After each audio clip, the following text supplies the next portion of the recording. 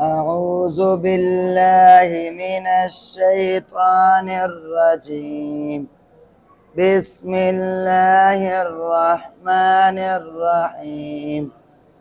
وكذلك أخذ ربك إذا أخذ القرى وهي ظالمة إن أخذه أليم شديد.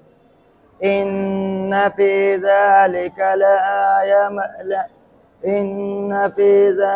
لآية لمن خاف عذاب الآخرة. ذلك يوم مجموع له الناس وذلك يوم مشهود وما نؤخره إلا لأجل معدود.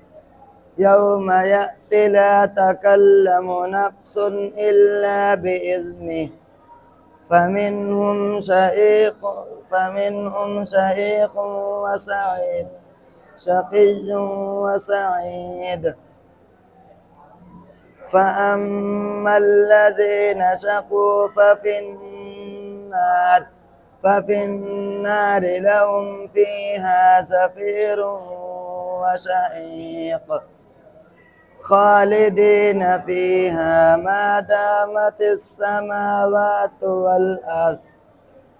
والأرض إلا ما شاء ربك إن ربك فعال لما يريد.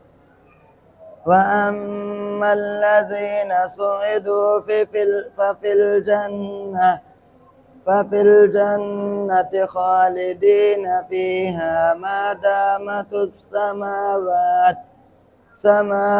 والأرض إلا ما شاء ربك عطاء غير مجذوذ.